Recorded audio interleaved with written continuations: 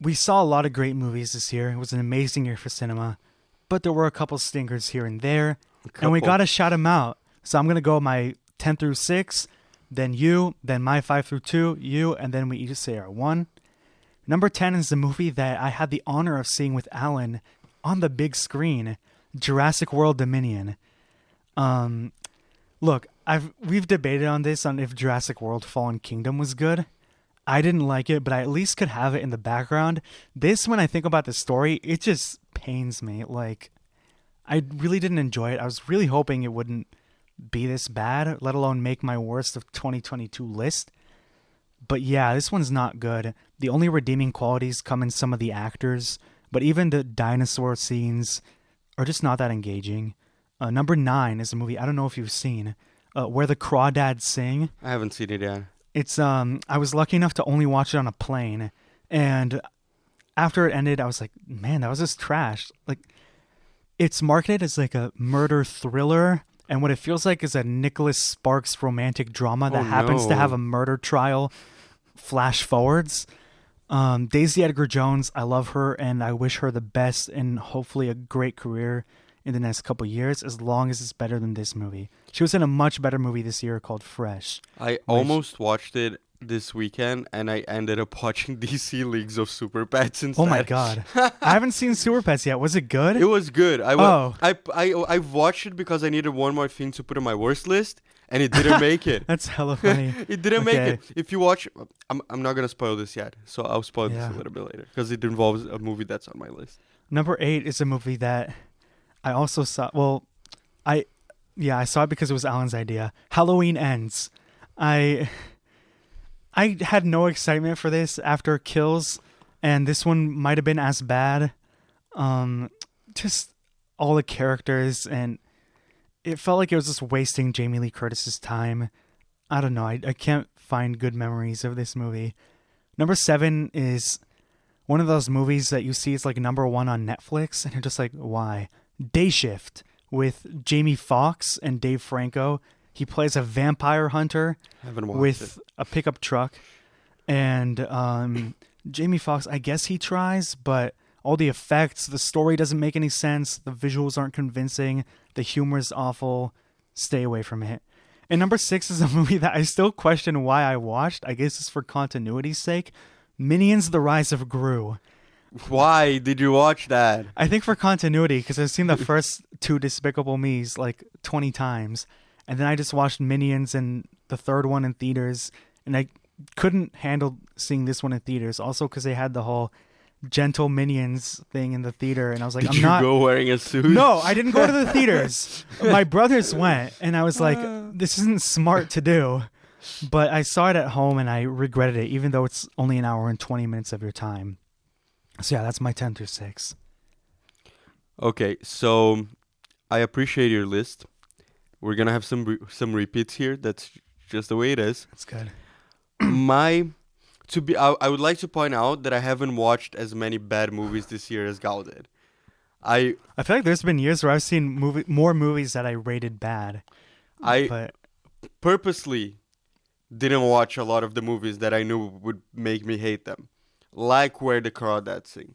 So I don't know. Like my list might offend some people because some of these are not as bad. To be fair, I know people who liked Where the Crawdads Sing, but I'm like, there you go. No, I didn't. My first one is definitely gonna offend some people. I think it's gonna offend Gal. Bardo, Faust Chronicles of a Handful of Truths. That's my number 10. Number 10. Yeah, for Iñárritu, this was his worst movie that I've seen. I didn't dislike it as much as you, but it was kind of just telling you what to think a lot of the time. Yeah. And it was kind of just putting everything that was in his head, and it was also too long. It was way too long. It dragged. Like, I couldn't...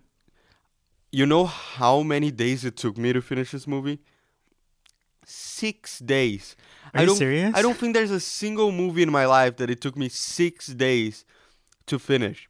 And I finished as homework for this show because I was like, I didn't want to finish it, but I was like, if I am going to put this on my worst list, I have to finish it. So I finished it. And I love Iñárritu. I love all the movies he's done so far. So, like, it was really a weird surprise for me. Yeah, like I didn't hate it, but when you win Best Director 2 years in a row and then have 7 years until your next movie, that's some serious hype there. Yeah. And so it was just Just felt like he was talking about himself most of the time, which I was like, I don't know if I like that much either. Yeah, I still look forward to watching some of his earlier movies that I haven't seen. Yeah. A lot of you have seen Birdman and The Revenant, but I also recommend Babel and 21 Grams. He's an amazing He's filmmaker. an amazing filmmaker. This is why I was so surprised. one with dud. this. Like, it happens. Yeah. But like, I feel like you got a little bit, too. Up his ass. I don't know what happened there. My ninth pick is gonna offend Gal for sure. Thor: Love and Thunder. It really wasn't that bad. It was fine. I had one of the worst experiences watching this movie in theaters. Partly because of something that was happening in my personal life, but Oh, still, I wanted to go to a fun, like, Taika Waititi Thor movie, like Ragnarok, and I feel like I didn't get that at all. I felt like I got, like, a bit of a convoluted, like, quip machine of a movie that, like, nothing really made sense. All the good storylines were pushed to the side for some reason. Every important dramatic beat was cut off by some stupid joke. And they managed to make what was supposed to be the best villain in the MCU one of the worst villains in the MCU. they really underused him. Honestly, the movie would have been so much better if they added 5 minutes for him. Yeah. I still enjoyed it, but I hope we at least agree that it's better than Black Adam. Oh, we'll talk about Black Adam, don't worry. Okay. But yeah, it is definitely better than Black Adam. And yeah, I had the worst time watching this movie, and I don't feel like rewatching it, and it's the first movie in the MCU that I have felt that way about. All the movies in the MCU I want to rewatch. This is the only one that I got out of the theater thinking, I don't know if I want to rewatch this. And it sucks because we're again talking about a creator and a director that I love, and actors that I love. So like, yeah, I don't know what happened there. I mean, I know what happened. They made a 4-hour movie full of full of people improvising, and they had to cut it down. So there we go. My number 7.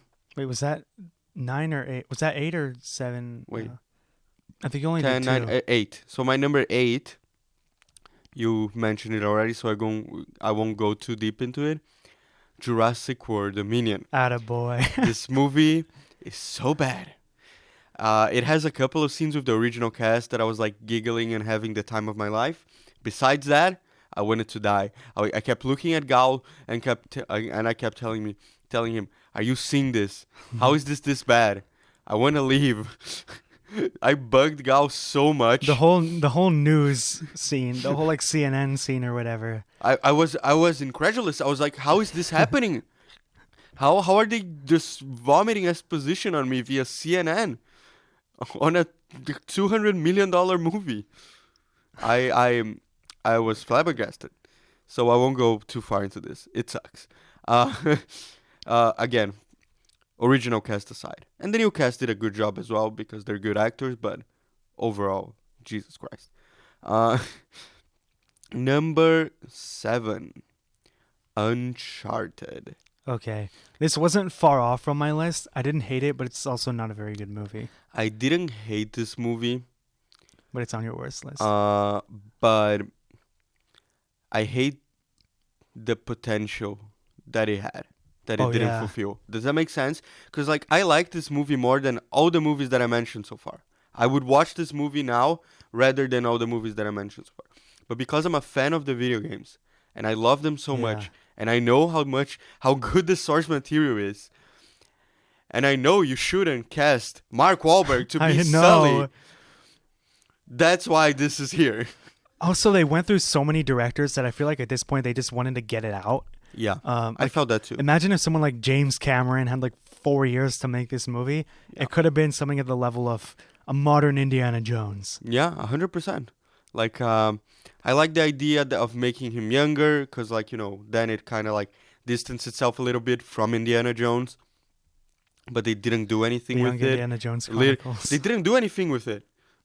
Like, the story was like a story that could have happened if he was an adult. It was basically, yeah, like Tomb Raider, but Sony wanted the money this time. I don't Yeah. know, man. And spoiler alert, I guess, they put a mustache on Mark Wahlberg on the post-credit scene. Oh, yeah, I didn't even see the post-credit scene until months later on YouTube. So I guess that's something. Still bad casting. Such a lazy thing to do. Yeah. But at least it would be bad casting looking more like the original thing. I think they're going to continue it because Sony doesn't have a lot of properties. So I'm thinking they're going to continue this one. And I just hope that they really get a better script writer here. Get the guy, I forgot his name, the guy that's doing the Last of Us show now. He did also the scripts for the Uncharted games. Mm-hmm. Just get him to do it. You have him right there. Yeah, He Naughty works- Dog games. He or works something. for you. Just move him out of that department. Anyway, Let's move him up a floor. yeah.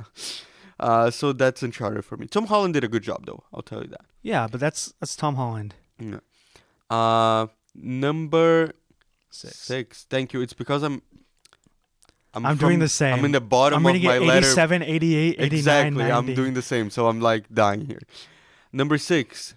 The Gray Man.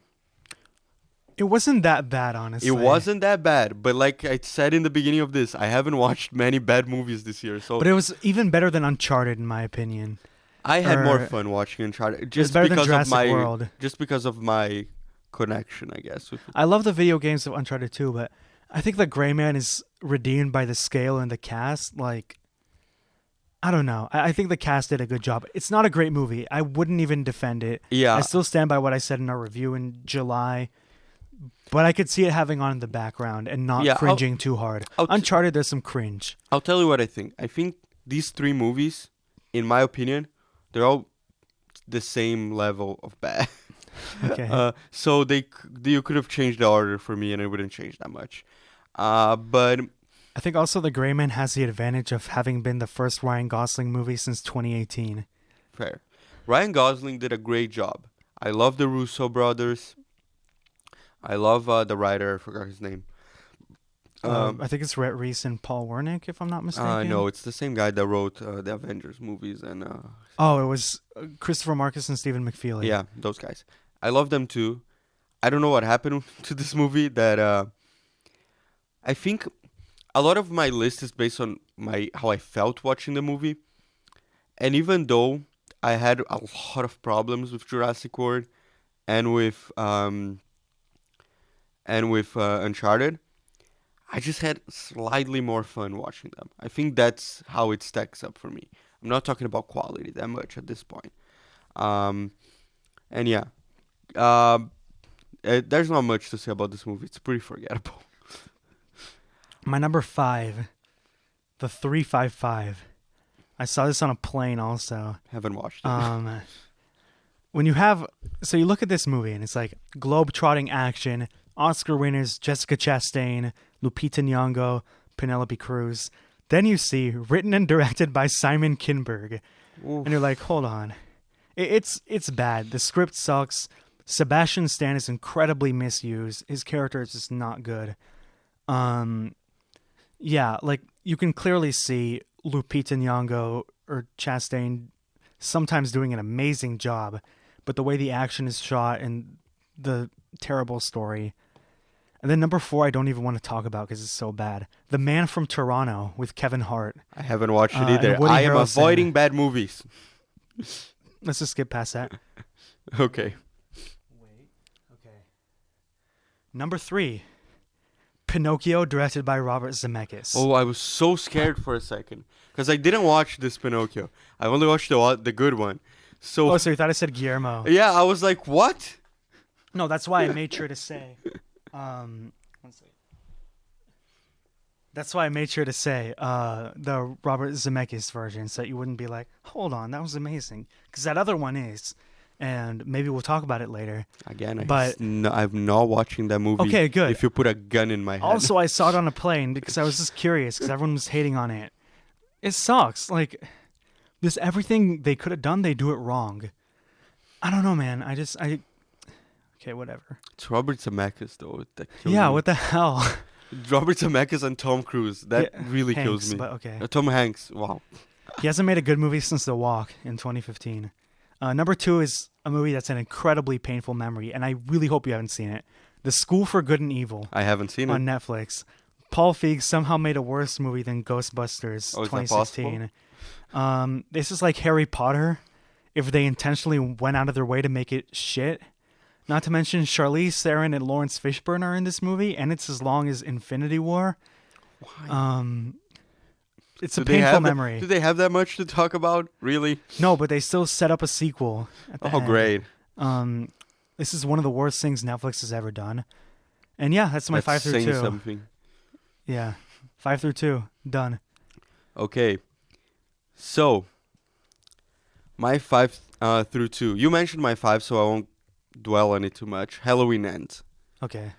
When I saw it, I thought it was better than it was. The more I think about it, the more I dislike it. Especially knowing, again, we're talking about potential here a lot. You have David Gordon Green. You have Jamie Lee. You have all these great people involved. Like, you would expect something at least on the level of Halloween 2018. It's a bad sign when the press that Jamie Lee Curtis does for Halloween Ends and like the conclusion of the character is more entertaining than actually watching Halloween Ends. For sure. I won't dwell on it too much. I hope they give this franchise a rest for a while. They won't, but I hope they do. Number 4. The one you're all been waiting for. Black Adam. Ooh. Another movie that I thought I liked more than I actually did when I watched it for the first time. And the more I think about it, and now with all the developments going on in the DCU that turned this movie into not only bad, but not necessary. Oh my god. Just made it all the more of a worst experience. Are you telling me I watched 2 hours of that not to even be rewarded by my Superman? Screw that. The good thing we got out of this movie was Aldous Hodge's performance as Hawkman and Dr. Fate. Yeah, Pierce Brosnan is Dr. Fate. Perfect casting. Yeah. Other than that, no. Terrible movie. It's like they have the same actor as the bad guy from Aladdin, and they both turn into a red CGI character in both movies. And let's face it, he's bad in both movies. Yeah. Yeah, I don't like this movie. I don't want to watch this movie ever again. Yeah. And I know I was very much more positive when we reviewed it on the channel, but I grew to hate this movie so much. All right, what's next? I guess the hierarchy of power in the DC universe It stays the same. did change. Just not the way you're thinking. Oh, wait, it did change. It did change. But not because of Black Adam. It did not. Number 3. Don't Worry, Darling. Okay. I had such high hopes for this movie when it was announced. I would have put it as like an honorable mention for my most anticipated even. Yes. I think I beginning of the year. I think I would have put it on my most anticipated movies of this year. That's how much I was looking forward to it. And it just broke my heart. I think from the first 5 minutes, I knew something was off. I knew something was off. I knew like, wow, that set must have really been a mess. Because something was really off. And that terrible ending just put everything into perspective. I was willing to give this movie a pass, like a 6 or something. Maybe a 5.5. But after that shit ending, it went all the way down to 4. Look, the twist has thought put into it. The execution, none. No, not at all. This would be a little bit outside of my list. I was really disappointed. Probably the most disappointing movie of the year. Not to mention how embarrassing Florence Pugh's performance is so much better than the rest of the movie. Because they're like, wow, you're amazing. But you have to act alongside Harry Styles and all these terrible lines. Listen, I don't love what's his face from Transformers and Indiana Jones. Shia LaBeouf. Shia LaBeouf. Oh, I don't God. love Shia LaBeouf personally. Okay, dude's very problematic. But when you're making me wish that I was seeing Shia LaBeouf instead of you, we have a real problem, buddy. Also, when you're in the theater with mostly teenage girls who you know are there for a certain man, and they're laughing at his dramatic moments, something is wrong. Yeah, thank God I watched this on HBO Max because, like, Yeah. and was- it also took me 2 to 3 days to finish this one. Oh my God. Also, Shia LaBeouf probably would have been better. He would have been better. Person He's a better aside, actor. He's He's good also actor. excellent in the movie Honey Boy, which he also wrote. Exactly, he's a good actor. Yeah. So I was thinking, like, he would have made this movie better. I think it would still be on my list of worst, but it would be He significantly would have been higher. entertaining. Yeah, it would have been significantly higher. I'll tell you that. I don't want to watch Harry Styles act again in my life. And I know I might have to in Eternals too, and I hate it.